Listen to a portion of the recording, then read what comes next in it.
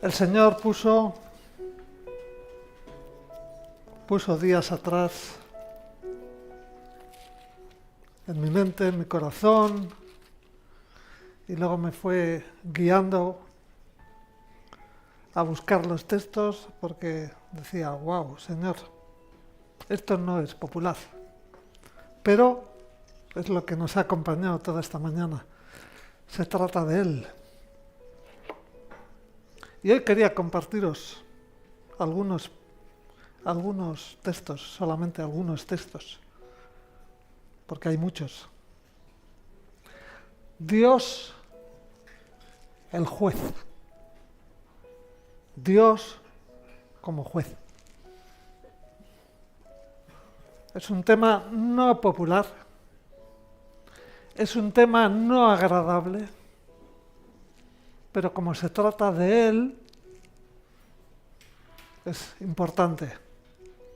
Es importante que le pidamos al Padre ese entendimiento. A veces nos preguntamos, ¿creemos en el juicio divino? ¿Creemos en un Dios que actúa como nuestro juez? Muchos no creemos en este concepto. Digo no creemos porque una de las cosas que he aprendido es, como somos iglesia, como somos pueblo, y lógicamente la iglesia o el pueblo no solo es casa de oración, sino es muy grande, es universal. En prácticamente los 5 continentes, 6, hay pueblo del Señor. Entonces tenemos que aprender a hablar en primera línea, en primera persona. Aunque uno tal vez diga, bueno, yo esto lo tengo claro, no importa. Pero hay muchos que les cuesta y forman parte de ti y de mí, porque son nuestros hermanos. Durante mucho tiempo hemos visto, incluso hemos vivido cómo se nos ilumina la cara cuando hablamos de Dios como nuestro Padre, como nuestro amigo, como nuestro ayudador, que nos ama en medio de nuestras debilidades, en medio de nuestros errores, en medio de nuestras necedades. Recordamos cada mañana, Señor, gracias por tu misericordia. Y esto nos gusta. Pero cuando pensamos en un Dios como juez, es como que el ceño se nos mueve, se nos frunce el ceño. No nos gusta mucho la idea. Curiosamente, no debería ser así, pero cuando vamos a la palabra, cuando recorremos los 66 libros de Antiguo al Nuevo Testamento, vemos que pocas cosas se recalcan tanto en la Biblia como la idea de Dios como juez. La palabra juez se aplica a Dios con frecuencia. Tenía un montón de versículos, pero bueno, por amor a mis hermanos, pues solamente vamos a ver una parte. Por ejemplo, ¿hemos escuchado de Abraham? Sí, ¿no? Vale. Abraham, por ejemplo, intercedió por Sodoma. Hemos escuchado de Sodoma y Gomorra, cómo fueron destruidas. Y Abraham intercedió. Señor, si hubiera algún justo... Empezó por una medida, 50, luego fue bajando. Pero como Dios era juez y como Dios tuvo que recordarle a Abraham, mira, aquí hay una maldad y aquí hay unos hechos que voy a descender para comprobarlo y después aplicaré justicia. Por ejemplo, en el Salmo 75, Salmo 75,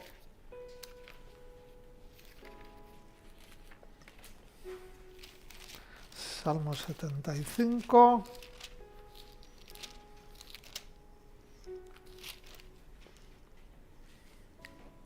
En el verso 7 vemos, por ejemplo, ¿no? Dios es el juez. A este humilla y a aquel enaltece. Este tipo de versículos es muy importante también para modificar nuestro lenguaje. Por ejemplo, a veces decimos que tengas suerte, a ver si te va bien, a ver si consigues.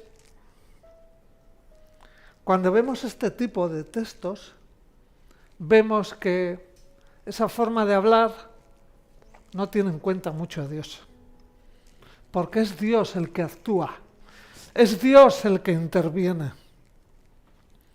No cierres el libro de los Salmos, por ejemplo, en el capítulo 82, verso 8, leemos: levántate, Dios, juzga la tierra, porque tú heredarás todas las naciones. Hay ese clamor. Una de las cosas que nos cuesta interiorizar y aprender como hijos de Dios es que cuando vemos una injusticia, debemos aprender a no anhelar nuestros deseos, nuestras opiniones, sino, Señor, juzga tú. Yo entiendo que eso cuesta.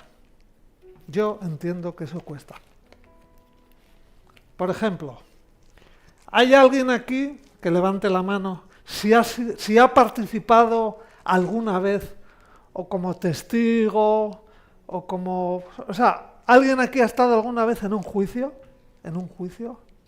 Va. Una de las cosas que se ve allí, a mí también me ha tocado alguna vez, una de las cosas que se ve allí, una de las sorpresas, por lo menos yo, ¿vale? Ahora voy a hablar por mí. El desencanto que me llevé, la tristeza que me llevé, la angustia que me llevé, porque vi que no existe la justicia. En el ámbito humano no existe la justicia. A veces las personas claman por justicia. Claman a las personas, claman a los jueces, claman a... etcétera, al sistema. Y depende de la experiencia que te toque vivir, pues muchos también llegan a esta conclusión. No existe la justicia en el ámbito humano. O sea, a veces, aparentemente, sí, pero otras veces, muy claramente, no.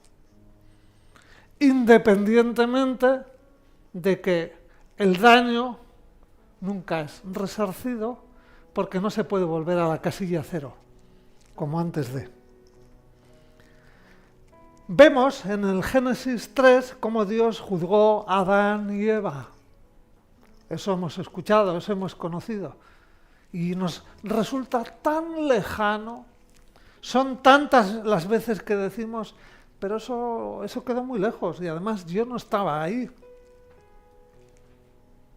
En el Antiguo Testamento hay muchos textos que hablan de episodios, de, vamos a decir, vivencias del pueblo del Señor,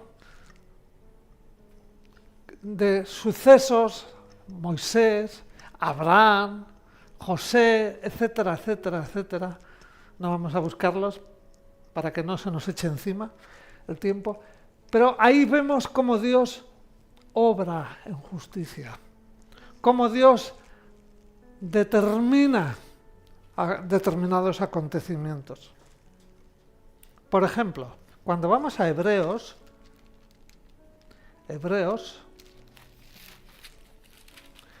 en Hebreos 12, verso 23,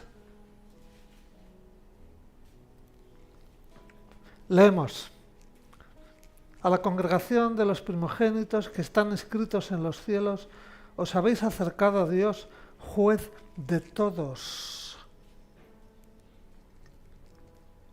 Juez de todos. Otra vez vemos a Dios como juez. La legislación que vemos en el Antiguo Testamento está promulgada en el nombre de Dios. Porque, como nos recuerda la palabra, Dios es justo juez. Dios no titubea, no duda, no tiembla su pulso cuando tiene que aplicar una acción directa. Incluso, vamos al libro de Eclesiastés. A ver, Eclesiastés, este es de los libros que cuando estás en casa lo buscas rápido, pero cuando estás en el púlpito... A ver, Eclesiastés 11, 9.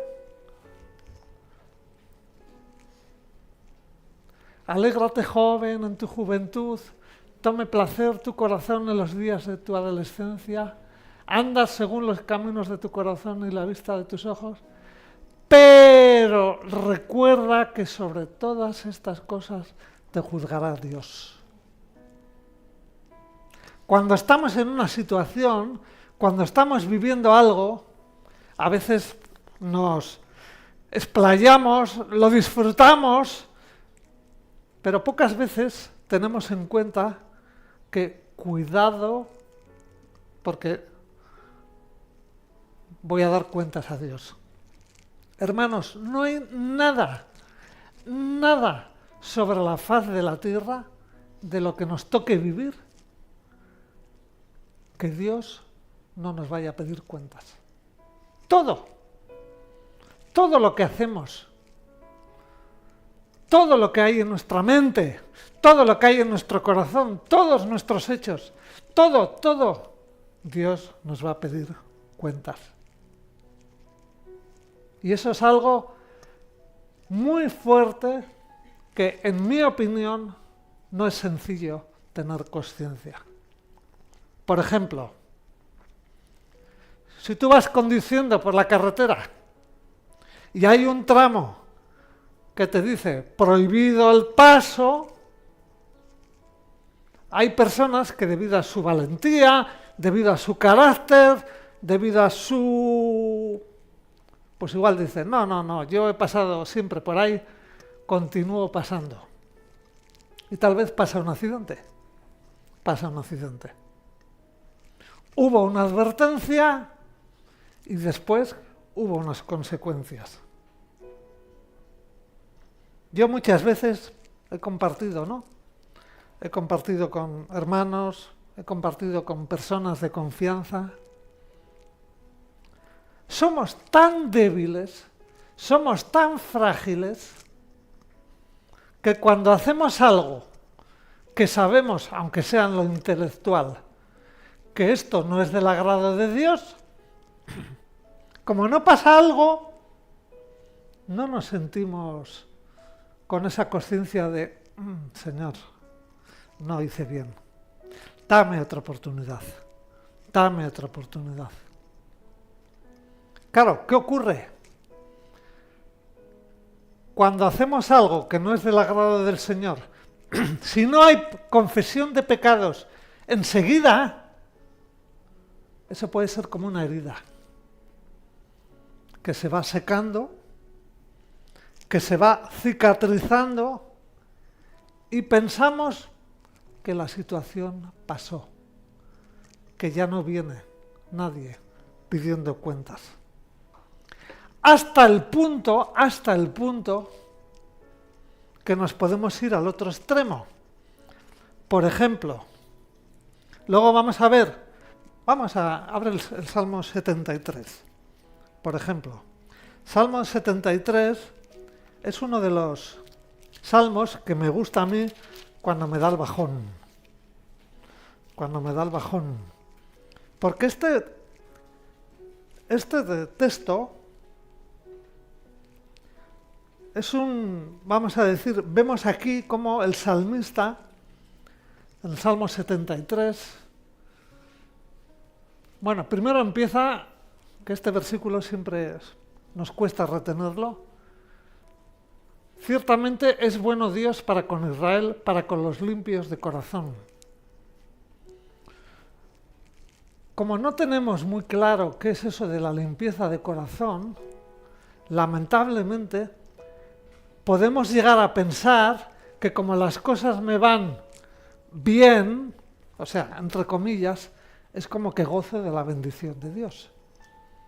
Y hermanos, ¿eso es peligroso o no? Peligrosísimo. Andar por la vida pensando que las circunstancias que me toca vivir, estoy hablando como hijo de Dios, ¿vale? Digo, como que estoy bendecido. Como que estoy agradando a Dios. Y claro, eso, cuando lo llevamos a nuestro entendimiento, el daño que nos hace es impresionante. ¿Por qué? Porque nos volvemos insensibles. Primero, insensibles a los mandatos de Dios. Si el Señor dice que busque ser limpio de corazón y resulta que en alguno de mis actos estoy lejos de ese ser limpio de corazón, como me siento bendecido, pues no entro en consciencia. Y claro, en el Salmo 73 vemos, ¿no? Por ejemplo, cuando vemos en el verso 25, ¿a quién tengo yo en los cielos sino a ti? Y fuera de ti nada deseo en la tierra. Hermanos, perdonadme, igual esto es fuerte, ¿vale? Pero es mi experiencia. Cuando estás calentito, cuando tienes el estómago lleno, cuando estás contento con las cosas de aquí, este versículo no lo entendemos. No lo entendemos. Cuando las circunstancias no son cómodas, cuando las circunstancias nos hacen daño, igual empezamos a entender esto.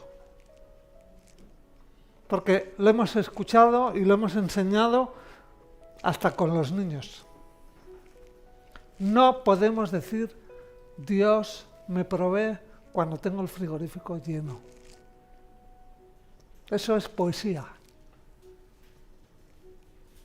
Cuando lees testimonios de hermanos que no tienen qué para comer y ellos, Señor, si tú quieres, comeré. Y aparece comida, eso es muy claro. Entonces, lamentablemente, confundimos las circunstancias con la acción directa de Dios. Y como me siento bien, entiendo que Dios me bendice. Pero eso no siempre es así. Por ejemplo, hay muchas personas en el ámbito cristiano que entienden que el Antiguo Testamento ya es una parte de la Biblia un poquito pesada, ahí se habla mucho de Dios como juez, y como que en el Nuevo Testamento eso no es así. Pero, grandísimo error. Por ejemplo, vayamos a Santiago, libro de Santiago. Santiago 5.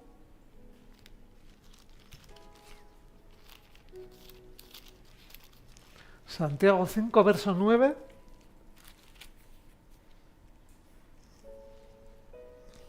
Hermanos, no os quejéis unos contra otros, para que no seáis condenados. El juez ya está delante de la puerta. Yo cuando veo ese texto, yo aplicándolo para mí, digo, ¿por qué me quejo tanto? Tal vez en el momento que estoy desarrollando una queja, no soy consciente que mi Señor está siendo testigo visual de mis hechos, de mis actitudes, y que voy a ser juzgado. Por ejemplo, vamos a Primera de Pedro. Primera de Pedro.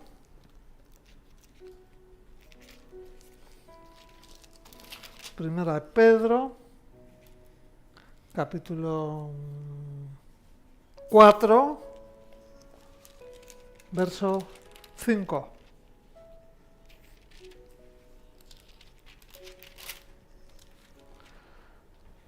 Ellos darán cuenta al que está preparado para juzgar a los vivos y a los muertos. ¿Nos damos cuenta? Hay muchos versos en el Nuevo Testamento que hablan de Dios va a juzgar. Dios nos va a juzgar. Abre, por favor, 2 de Timoteo 4:8.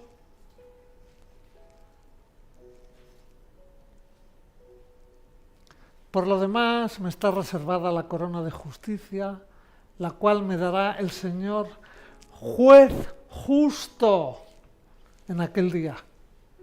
Y no solo a mí, sino también a todos los que aman su venida. Por ejemplo, ha habido veces que este versículo me ha quitado el sueño, me ha preocupado, porque ha habido veces donde me he dado cuenta como que no tengo o no tenía prisa de que el Señor venga. Debemos amar su venida. Entre otras cosas, porque cuando venga el Señor, se acabará toda esta pesadilla que estamos viviendo. Vivir en un mundo donde vemos tantas cosas que nos hacen daño a la mente, vivir en un mundo donde nos quedamos con las cosas bonitas y encima decimos, gracias Señor porque tú me has dado esto, gracias Señor porque tú has permitido esto. Y muchas veces olvidamos que muchas de esas cosas están contaminadas. Están contaminadas. Cuán importante es tener conciencia de que tú y yo hemos sido llamados, escogidos, apartados para nuestro Señor y por tanto Él sobrevé, Él está pendiente de nuestra vida. ¿Esto qué significa? ¿Qué involucra esta idea de Jesús como juez? Por ejemplo, vamos a ver unas pequeñas consideraciones que deberían ayudarnos. Número 1, para los que tomáis datos. El juez es una persona con autoridad. Si leemos la Biblia, vamos a ver que en el mundo bíblico el rey era siempre el juez supremo. Era la autoridad suprema. Y sobre esta base, Dios es el juez de este mundo. Dios como hacedor nuestro, vamos a decir, somos propiedad de Él. Y como nuestro propietario, tiene derecho a disponer de nosotros. Tiene, por tanto, derecho a dictar leyes y a recompensarnos, según las guardemos o según no. Claro, estas cosas lo entendemos en lo intelectual, pero no nos gusta vivirlas. Aunque nosotros somos así, ¿eh? Un ejemplo. Imaginaos que tenemos un coche. Arrancamos el coche y decimos, voy a ir, yo qué sé, al local o a Mercadona. Vale. Y tú empiezas a andar y resulta que en vez de coger la primera curva, el coche coge y se va a la otra curva. Y tú dices, ¿qué pasa aquí? Y corriges. Y vas más adelante y quieres coger pues, a la izquierda y el coche se va a la derecha. Y dices, ¿qué está pasando aquí? Y dices, no, voy a cambiar de coche. Voy a cambiar de coche porque este coche no me sirve. Afortunadamente Dios no nos trata así. No nos trata así, pero nos va a exigir cuentas.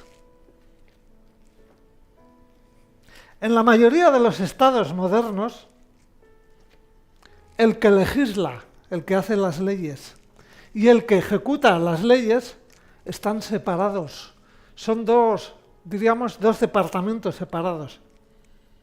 Para que el juez no haga las leyes que tiene que aplicar. En el mundo antiguo no era así. Sabemos que en el sistema que nos ha tocado vivir, el que hace las leyes son unas personas. El que las aplica son otras personas. Y los que comprueban si se han aplicado son otras distintas. Por eso muchas veces ocurren cosas distintas. Por ejemplo, un pequeño ápice. Esta semana ha ocurrido algo muy importante en Europa a nivel político y, bueno, donde nuestro país, nuestro presidente ha salido mal parado y una de las cosas que decían a mí me conmovió porque yo entiendo que eso es así. Bueno, ya sabéis, el señor Trump decía, bueno, España parece ser que es un pueblo que está muy acostumbrado a dilatar las cosas. Y yo me daba cuenta y digo, Señor, tu iglesia somos así. Escuchamos un texto, recibimos una palabra, pero no somos prontos para obedecer. Dilatamos, como que buscamos ese atajo para retrasar. En cambio, cuando pedimos al Señor, Señor, misericordia, misericordia, queremos ya. Y entonces cuando yo escuchaba eso decía, Señor, perdónanos, Señor, pero es cierto, somos así. Y tú me vas a decir que no eres español, no importa. Has venido aquí y lo malo se pega. Porque llevo muchos años entre vosotros y todavía no me he vuelto morenito. O sea que lo bonito que lleváis no se pega. Entonces, número 2. El juez es la persona que se identifica con lo que es bueno y justo. Eso a veces decimos, ¿dónde está eso? La idea moderna de que el juez tiene que ser frío, esa fue mi experiencia. Cuando entré en esa sala veía al juez, veía a los fiscales, era verano y tenía más frío, y eso que yo solo iba de testigo, o sea, no. Pero hay un frío, había un ambiente allí. Es como que el sistema hay un ambiente de frío, el juez, o sea, los que están ahí tienen que ser fríos, tienen que ser lejanos, etcétera, etcétera. El juez bíblico tiene que amar la justicia. Y el juez limpio tiene que detestar todo lo que sea maltrato del hombre. O sea, maltrato del hombre por el hombre. Un juez injusto que no tiene interés en asegurarse de que el bien triunfe sobre el mal, según la Biblia, esto es monstruoso. La Biblia no nos deja con dudas de que Dios ama la justicia, odia la iniquidad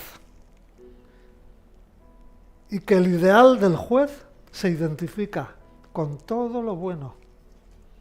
Nuestro Dios es así.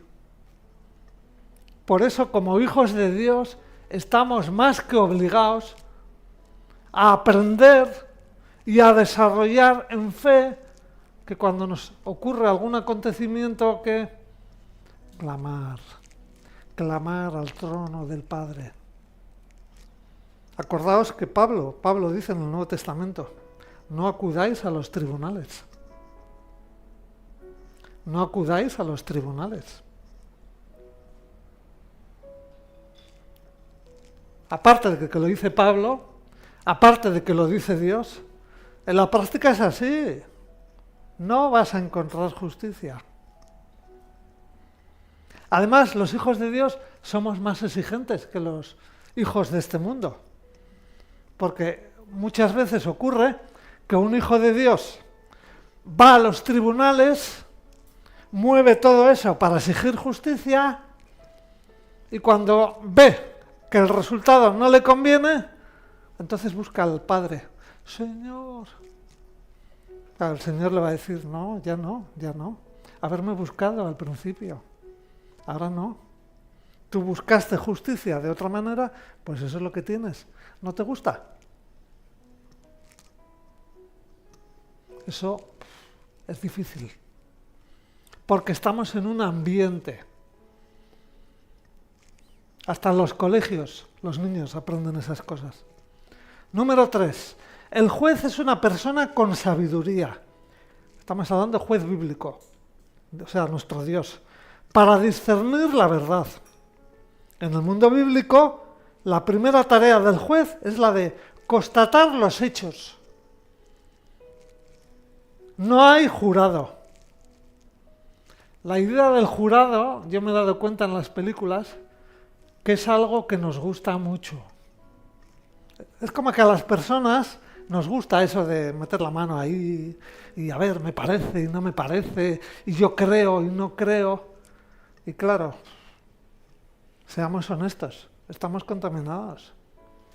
Estamos contaminados porque nuestra opinión muchas veces no es imparcial. No somos imparciales. Muchas veces. Muchas veces. En la Biblia no hay jurado. Es responsabilidad de Dios y solo de Él. Él interroga. Él vuelve a interrogar. Él descubre las mentiras. Porque Dios es omnisciente. Dios lo ve todo.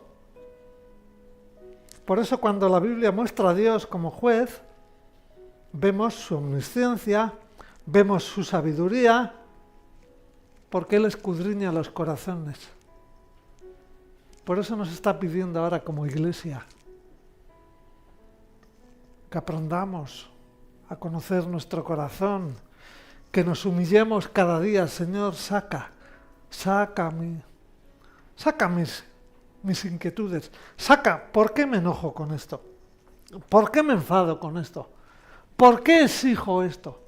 Saca la luz, Señor, saca la luz. Porque si no conocemos nuestro corazón, estamos perdidos. Estamos perdidos. Dios nos conoce. Dios nos juzga tal como realmente somos. Así es siempre Dios. El juicio de Dios es según verdad. Búscame, por favor, 2 Corintios 5:10. 2 Corintios 5:10. Es necesario que todos nosotros comparezcamos ante el tribunal de Cristo, para que cada uno reciba según lo que haya hecho mientras estaba en el cuerpo, sea bueno o sea malo. Hermanos, esto es diseño de Dios. Vamos a comparecer, vamos a ser juzgados. A veces escuchamos, yo soy hijo de Dios. No, no te equivoques. No te equivoques.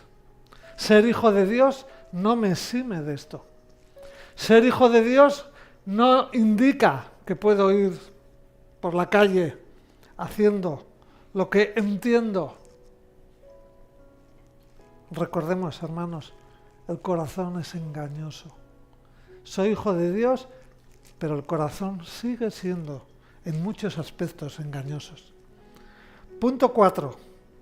El juez es la persona con poder para ejecutar sentencia. El juez moderno solamente pronuncia la sentencia. Otro departamento la cumple.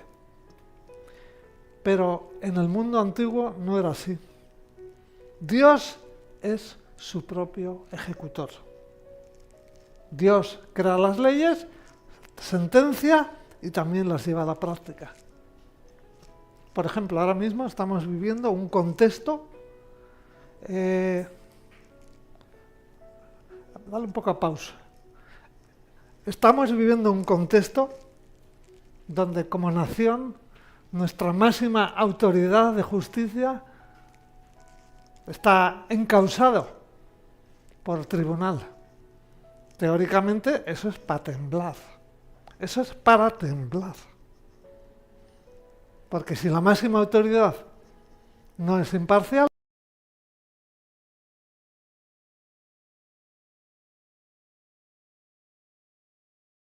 por eso la médula de la justicia en la palabra de Dios es el carácter de Dios. La retribución de dar a los hombres lo que ellos han merecido. Según la palabra de Dios, todos vamos a recibir lo que merecemos. Hay veces que algunos tienen la autoestima muy grande, muy crecidita, y piensan que somos buenos, piensan que el Señor me va a premiar. Pero acordaos lo que dice Santiago. El que sabe hacer lo bueno no lo hace. O sea que no es suficiente. No es suficiente. Es carácter de Dios otorgar bien por bien, mal por mal. Eso es natural en Dios. Por eso, la justicia en la Biblia habla en términos de retribución. Vamos a Mateo, por ejemplo, Mateo 16,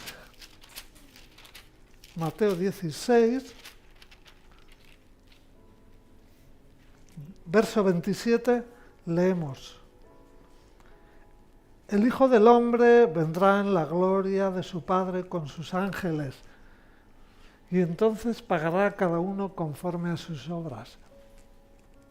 Señor, ven pronto. Cuando estamos hasta aquí decimos, Señor, ven pronto, no puedo más. Pero hagamos la tarea. Confesión de pecados, hermanos, confesión de pecados.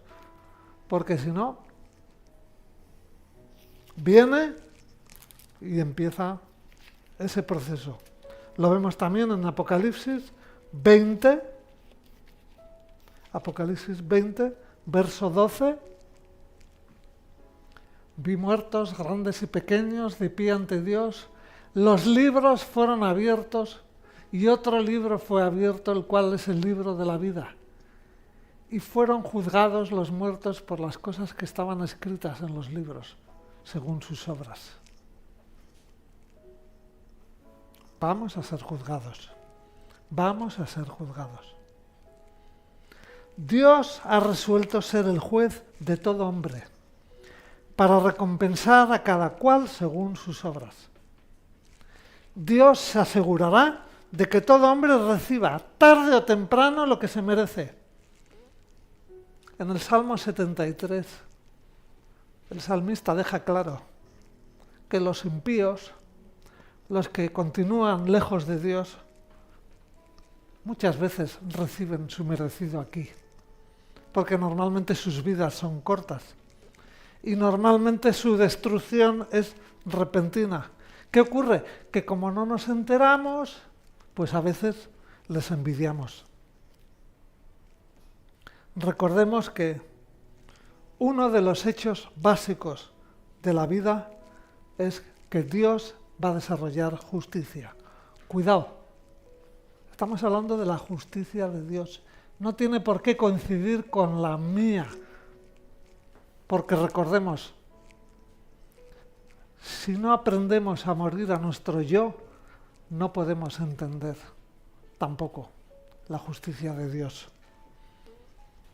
Por eso muchas veces escuchamos o vivimos cuánto nos cuesta perdonar. ¿Por qué? Porque cuando decidimos no perdonar, estamos nosotros tomando justicia. Y estamos estancando nuestra bendición y estamos atando a la otra parte también.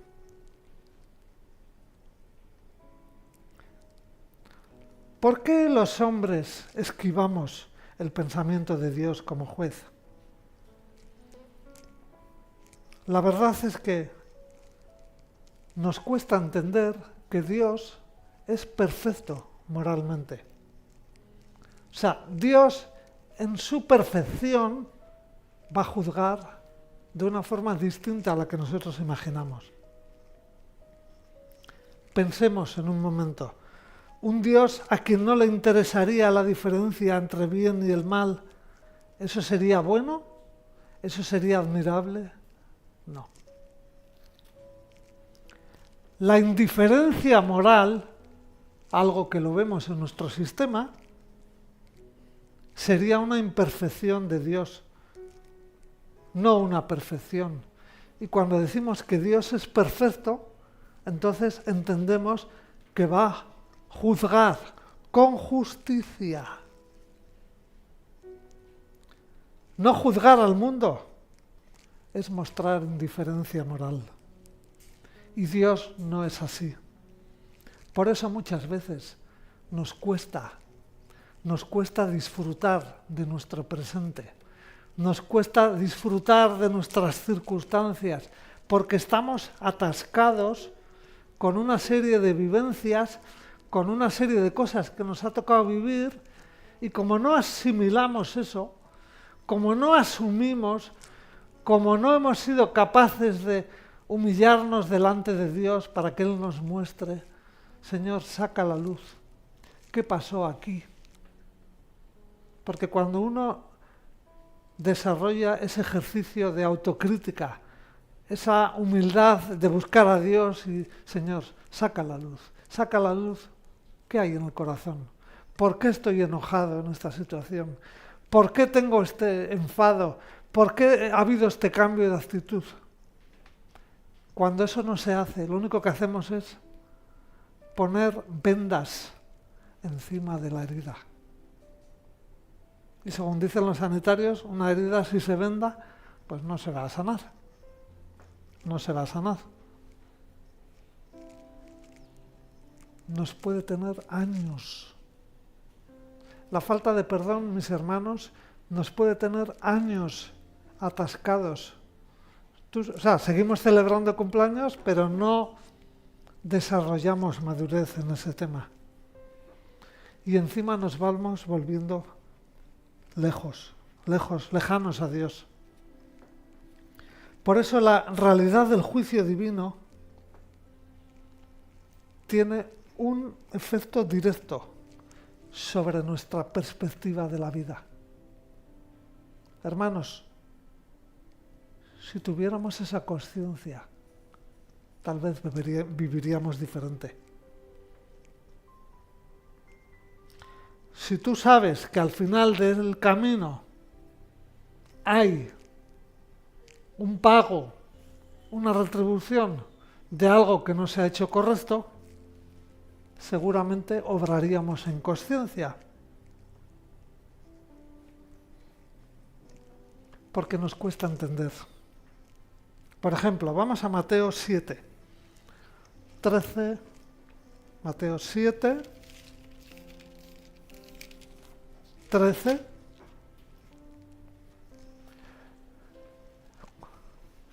Entrad por la puerta angosta, ancha es la puerta, espacioso el camino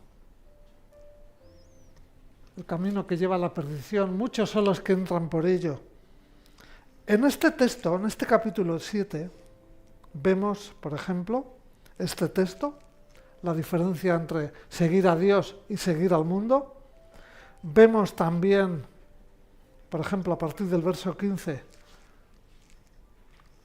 los frutos, porque cuando un corazón está dañado, cuando un corazón está enojado, hermanos, cuando no estamos en la luz, cuando no estamos a cuentas con el Señor, nuestros frutos no necesariamente nos van a acompañar. Es un autoengaño pensar que si las cosas me van bien, Dios me está bendiciendo. No necesariamente. No necesariamente. en el Nuevo Testamento vemos cómo incluso se puede hacer milagros, cómo hay personas que en el nombre del Señor hacen servicios. Y Jesús dice, nunca os conocí. Hermanos, cuidado con buscar las señales, cuidado con buscar las bendiciones, cuidado con anhelar las compañías de aquellos que entendemos que están bendecidos. Dios nos va a juzgar. Dios nos va a recompensar. ¿Por qué estamos tan contaminados que llamamos recompensa a lo que nos gusta? Y a lo que no nos gusta no le llamamos recompensa.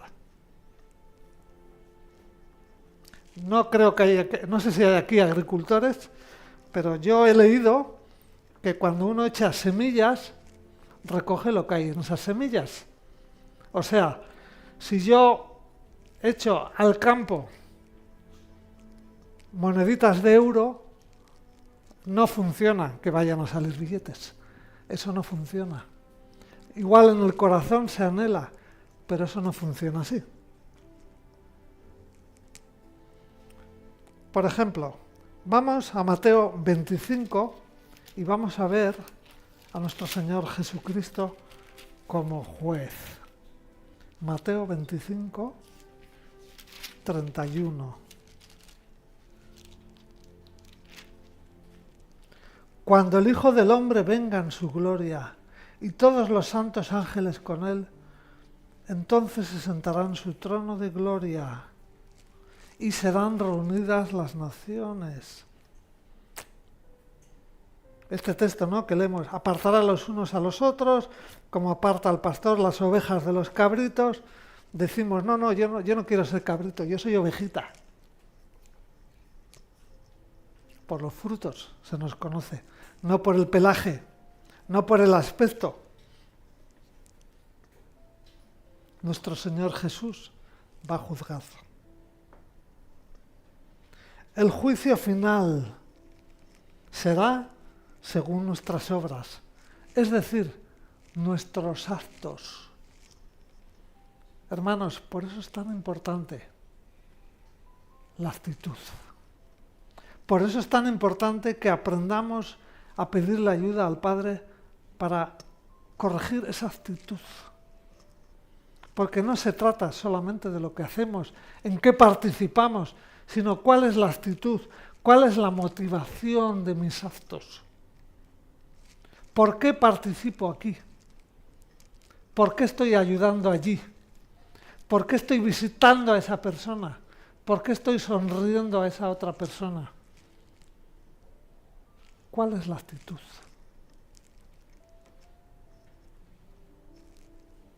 La palabra dice que por sus frutos se conoce al árbol.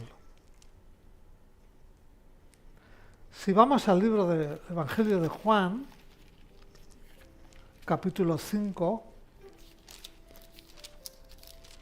Juan 5, verso 24, leemos, de cierto os digo, el que oye mi palabra y cree al que me envió tiene vida eterna. Oye mi palabra, cree al que me envió. Estamos hablando de un creer en obedecer. No creer, aprender, entender y dilatar. Y decir, haré mañana. Estamos terminando. Preguntas. ¿Son compatibles el perdón gratuito y la justificación por la fe con el juicio según las obras? Porque a veces, lamentablemente, escuchamos estas maneras de pensar. Soy hijo de Dios, entonces como soy hijo de Dios, no debo esforzarme tanto por mi comportamiento. Pero eso es muy delicado. Primero, el don de la justificación O sea, el haber sido declarados justos nos protege de la condenación y de la expulsión de la presencia de Dios como pecadores, ¿no? Por ejemplo, vamos a Apocalipsis 20, donde vemos el versículo 11. Apocalipsis 20. Vi un gran trono blanco y el que estaba sentado en él, de delante del cual huyeron la tierra y el cielo, y ningún lugar se halló ya para ellos. Siguiente. Vi los muertos grandes y pequeños de pie ante Dios. Los libros fueron abiertos. Si leemos hasta el 15, vamos a ver. Hay unos libros, hay unos nombres y hay unos hechos que el Señor va a pedir cuentas. Vamos a ser juzgados también. El don de la justificación no nos impide, o sea, el haber sido declarados justificados no nos impide evitar el juicio, pero tal vez sí puede suponer que cuando hemos sido como cristianos negligentes, maliciosos, destructivos, puede ser que recibamos algún tipo de recriminación. Estamos hablando del futuro, de lo que puede suponer. Vamos a 1 Corintios. 1 Corintios 3. 1 Corintios 3. 1 Corintios 3. En el 12 leemos: si alguien edifica sobre este fundamento con oro, plata y piedras preciosas, o con madera, heno y hojarasca, la obra de cada uno se hará manifiesta, porque el día la pondrá al descubierto, pues por el fuego será revelada. La obra de cada uno, sea la que sea, el fuego la probará. Si permanece la obra de alguno que sobreedificó, recibirá recompensa. Si la obra de alguno se quema, él sufrirá pérdida. Si bien él mismo será salvo, aunque así como por fuego. O sea, vamos a dar cuentas de nuestros hechos, de nuestras actitudes. Vamos a dar cuentas de lo que hemos hecho, de lo que hemos dejado de hacer.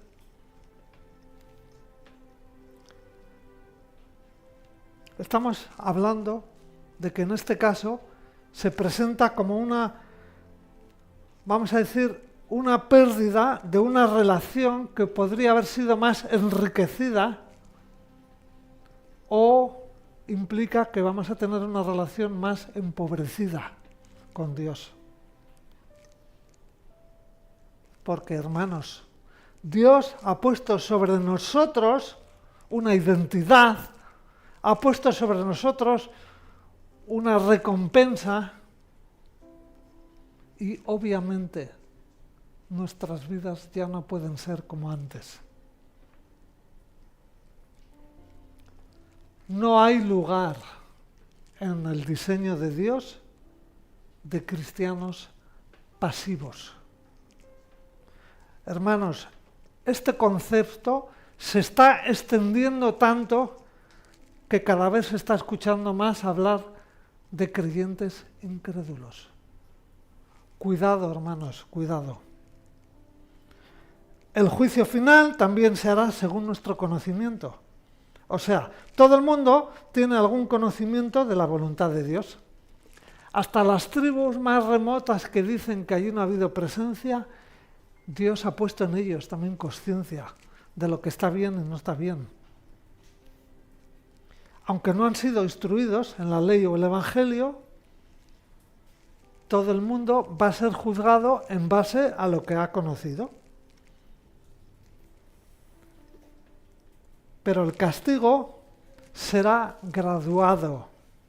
O sea, vamos a Romanos 2. Romanos 2, verso 12.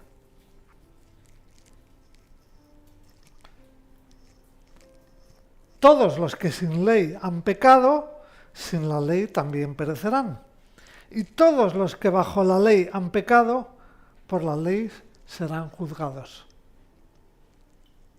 Nosotros, que encima somos instruidos, que encima recibimos revelación, que encima tenemos acceso a las verdades de Dios, ¿se nos va a exigir más? ¿Se nos va a exigir más?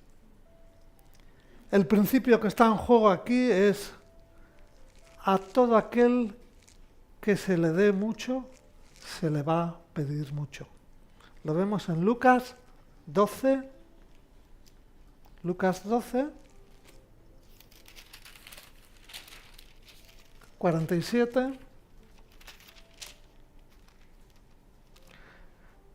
Dice así: aquel siervo que, conociendo la voluntad de su señor, no se preparó ni hizo conforme a su voluntad, recibirá muchos azotes. Pero el que sin conocerla hizo cosas dignas de azotes, será azotado poco. Porque todo aquel a quien se haya dado mucho, mucho se le demandará. Y al que mucho se le haya confiado, más se le pedirá.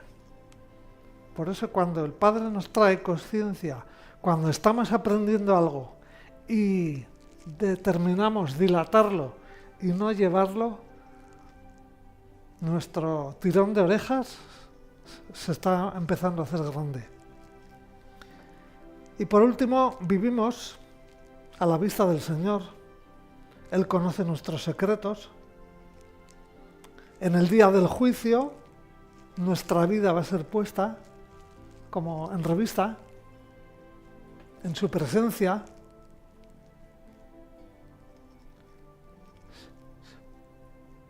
Pregunta: si realmente nos conocemos, sabemos que no estamos en condiciones de aparecer delante de Él. ¿Qué hemos de hacer entonces? Pidámosle al juez que ha de venir, que sea nuestro Salvador. Y Señor, presente. Como juez, Él es la ley.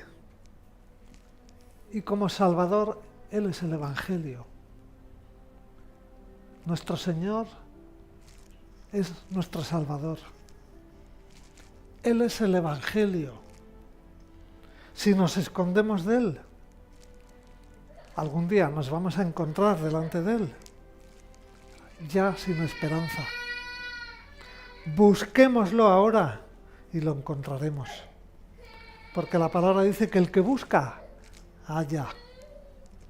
Entonces descubriremos que podremos esperar ese futuro encuentro con alegría. Como dice Romanos 8. Romanos 8, verso 1. Ahora pues ninguna condenación hay para los que están en Cristo Jesús, los que no andan conforme a la carne, sino conforme al Espíritu. Cierra tus ojos. Alguien escribió: mientras tenga que vivir y al instante de expirar, cuando vaya a responder ante tu augusto tribunal, sé mi escondedero fiel, roca de la eternidad. Señor, como hemos escuchado en esta mañana, Señor,